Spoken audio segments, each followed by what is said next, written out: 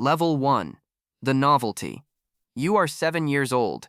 The house smells like hot oil and cocoa butter. You sit on the living room carpet between your mother's knees. She parts your hair with a blue plastic wide-tooth comb. It pulls lightly at your scalp. A $14 paper church fan rests on the side table. A bottle of pink hair lotion sits on the glass coffee table. In the kitchen, a heavy cast iron skillet pops on the stove. You are safe. You are entirely loved. Your skin does not match hers. Your skin does not match anyone's in the house. A framed 1998 photograph on the mantle proves you are the only one. You do not care. You do not know enough to care. Then, the grocery store happens. You ride in the metal cart past the cereal boxes. A woman in aisle 4 stops. She looks at your mother. She looks at you. You watch the woman's eyes narrow. You watch her brain try to do the math. The math does not work out. The air between the three of you turns cold. She opens her mouth to ask the question. Your mother pushes the cart forward. She does not break stride. Her grip on the handle turns her knuckles ash white. Your stomach drops like a stone. You realize the world outside your front door is a courtroom. You are the evidence. You do not know what the crime is yet. You watch your mother's shoulders lock into place. You learn your first invisible rule. Outside the house, you belong to her, but she has to prove it. You learn to scan a room before she does. You learn to hold her hand a little tighter in public. You learn the protective power of physical proximity. Love is immediate. Context takes a lifetime. Level 2. The Guest. You are 11 years old, and the novelty has worn off everyone. It is the 4th of July. There are 50 people in a backyard built for 20. The air is thick with charcoal smoke and arguments over a card table. You stand near the aluminum siding of the house. You hold a red plastic cup. You watch the ecosystem function. There is a rhythm to the way this family moves, a cadence to the laughter, a volume that implies safety. You step on the downbeat. Aunt Denise catches your arm as you walk past the grill. She tells you to go fix your plate before the men eat everything. She says it with fierce, protective warmth. You walk to the folding tables. You notice the cousins your age are not told to eat first. They are told to wait their turn. You are given the best chair. You are given the first plate. You realize what this means. You are their child, and you are their guest. You are fiercely protected, but you are not seamlessly integrated. You start studying the machinery of the family. You memorize the unspoken rules of respect. You learn never to interrupt the elders. You learn how to respond to the call and response of Sunday dinners. You practice the handshake with your uncle in the bathroom mirror. You force the rhythm until it becomes muscle memory. You promise yourself you will never need special treatment again. You both know it is a lie. Hospitality is a wall painted to look like a door. Level 3. The Shield. You are 14 years old. You sit in a hard plastic chair outside the principal's office. Your father sits beside you. You got into a fight in the cafeteria. A boy named Thomas made a joke about your family. Mr. Harrison opens the door. Mr. Harrison looks at you with weary disappointment. Then Mr. Harrison looks at your father. You watch the principal's posture shift. The casual authority vanishes. His voice drops half an octave. His words become careful, clipped, and defensive. Your father asks a simple question about the suspension policy.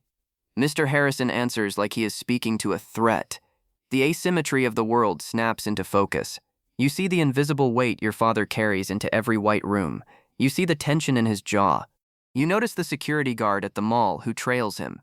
You notice the neighbors who wave at you but lock their car doors when he jogs past. You possess a camouflage he will never have. When you walk into a store alone, you are invisible. When you walk in with him, you are an accomplice. You start weaponizing your camouflage. You walk into the bank first. You return the defective item to the customer service desk. You learn to use your face as a passport for your family. You speak up so he does not have to. You intercept the microaggressions at the door. You become the advanced scout. Innocence is a luxury paid for by someone else. Level 4. The Proxy. You are 17 years old. You are driving your father's sedan down a 2-lane highway. Your older brother sits in the passenger seat. He shares your parents' blood. He shares their skin. The blue and red lights flash in the rearview mirror. You pull the car over to the gravel shoulder. Your pulse hammers against your ribs. You look at your brother. He is perfectly still. Both hands are placed flat on the dashboard. He is breathing slowly through his nose. The officer approaches your window. He shines a heavy flashlight into the cab. The beam hits your face. You watch the tension drain from the officer's shoulders. The officer asks if you know how fast you were going. The tone is paternal. It is almost gentle. You apologize. You use a soft, compliant voice. The officer hands you a warning and tells you to be safe. The cruiser pulls away into the night. You sit in the dark. You look at your brother's hands. They are still on the dashboard. He tells you to put the car in drive. He does not look at you. You put the car in gear. You realize your presence in the driver's seat changed the script. You tell yourself you protected him. You know you just reminded him of the gap between you. You are the shield, and you are the liability. You hold power you did not earn and cannot return. Privilege is a ghost. You only see it when it moves furniture. Level 5. The Exile. You are 20 years old. You are 600 miles away from home. You sit on a futon in a cramped college dorm room. There are 4 other people in the room. Someone passes a bottle of cheap vodka. The conversation shifts to a news story on the television. A roommate makes a joke. It is a casual, lazy, brutal stereotype. The room laughs. The air in your lungs turns to glass. You look around the room. They do not know about the heavy cast iron skillet. They do not know about the $14 paper church fan. They just see your face. They assume you are one of them. You wanted this room. You wanted 600 miles, and a door that locks and nobody asking whose son you are. You wanted 1 year of being nothing but a person. You tell yourself it is just ignorance. You know it is a test. A girl named Sarah looks at you. She tells you to lighten up. Your jaw locks. You set the plastic cup down on the table. You stand up. You explain exactly why it is not funny. You do not yell. You use the flat, fatalistic tone of your father. You burn the bridge to the ground while they watch. You walk out of the room. You close the door behind you. You stand in the fluorescent hallway. Your hands shake in your pockets. You are entirely alone. You are too much of one thing for this hallway. You are too much of another thing for your own living room. You belong to a country of one. Loyalty is a knife that cuts the hand that holds it. Level 6. The Imposter. You are 24 years old. You sign a contract for $62,500 a year. You sit in a glass conference room overlooking the city. You wear a tailored suit. You nod at the vice president as he speaks. You navigate the corporate machinery with frictionless ease. You know exactly when to speak. You know exactly when to laugh. The code switching is flawless because you learned from masters. There is one other black man on the floor. His name is Andre. He is 2 levels above you. He watches you work the room for 40 minutes. He catches you by the elevator afterward. He tells you that you are very good at this. He says it warmly. He means it as a compliment. You feel the floor tilt. He does not know where you learned it. He thinks you were born fluent. You do not correct him. You let him believe you are just another one of them. It is the easiest lie you have ever told. The elevator doors close. You go home to a studio apartment. Your mother calls. She asks about the new job. You tell her about the benefits package. She sounds tired. She mentions a bill that came in higher than expected. You transfer $400 to her account from your phone. You do not ask. You just press send. You hang up the phone. You sit on the edge of the bed. You think about Andre by the elevator. You think about how good it felt to be taken at face value. You realize the doors in this city open for you automatically. Your parents had to kick those same doors off their hinges. The guilt wraps around your throat like a wet towel. It does not make you want to go back. That is the part you cannot say out loud. Level 7. The Gatekeeper. You are 28 years old. You bring a fiancé home for Thanksgiving. The house smells like hot oil and cinnamon. Your fiancé stands in the foyer. They bring flowers. They shake your father's hand with both of theirs. They ask your mother for the cornbread recipe and write it down. They are trying. They are trying very hard. You watch them try. At the table, they reach for your hand. They tell your parents that what they did was a beautiful thing. They say the word lucky. They say it about you. Silence drops over the table like a lead blanket. You watch your mother's face. Her expression is perfectly polite. Her eyes are utterly blank. You know exactly what that blankness means. It is the vault locking. Your fiancé looks at you for backup. You look at your fiancé. You look at the heavy cast iron skillet on the stove. You look at the bottle of pink lotion still sitting on the bathroom counter. You do not rescue them. You let the silence burn. You correct your fiancé. You do it sharply. You make it clear whose house they are in. You choose the family over the outsider. You prove the loyalty was never in question. The blood was never the point. Later, in the car, the fight is brief and fatal. The ring goes back in the box. You are lonely, but you are not fractured. The gate swings in both directions. Level 8. The Advocate. You are 33 years old. You stand in a sterile hospital room. The monitors beep in a steady, mechanical rhythm.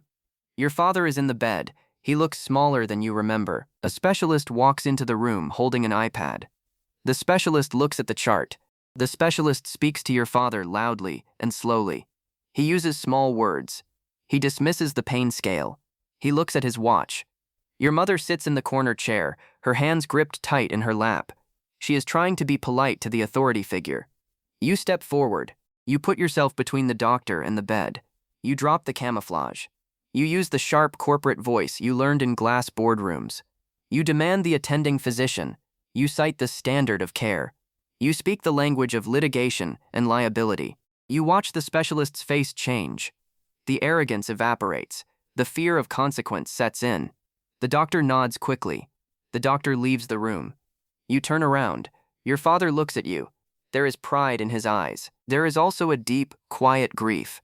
He knows exactly what you just had to do. You save him. You hate how you did it. You used the master's tools to fix the master's house. Level 9. The Anchor. You are 37 years old. You wear a black suit. The rain hits the cemetery tent in a steady drumbeat. You stand at the front of the crowd. You hold a folded piece of paper in your pocket. It is the eulogy. The extended family stands behind you. Aunt Denise is there. Your brother is there. The cousins who used to mock your lack of rhythm are there. They are all looking at you. You are the executor of the estate. You are the one who coordinated the service. You are the one holding the medical bills and the mortgage deeds. When the service ends, the aunt who told you to eat first approaches. She does not treat you like a guest. She asks you what the family is supposed to do next. She asks you because you are the only one who knows. You feel the full weight of the inheritance settle on your shoulders. It is not money. It is not property. It is the duty of care. You are no longer the novelty. You are no longer the exception. You are the center of gravity. You step forward into the rain. You tell them exactly what happens next. Grief rearranges the hierarchy overnight. Level 10. The Heir. You are 42 years old. You stand in your own kitchen. The house smells like hot oil and cocoa butter. You open a cardboard box shipped from the old house. You pull out the inventory of your life. The blue plastic wide-tooth comb. The $14 paper church fan. The heavy cast iron skillet. The half-empty bottle of pink hair lotion. The framed 1998 photograph. You set them on the granite countertop. You touch the edge of the skillet. You realize you are the only one who knows what each of these is for. The comb was for Sunday nights. The fan was for August. The skillet was seasoned by a woman who died before you were born. Nobody else in the family can tell you that. Nobody else in the family was paying that kind of attention. You had to be. You look out the kitchen window. The driveway is empty. Your phone buzzes on the counter. It is Aunt Denise. It is the third time this week.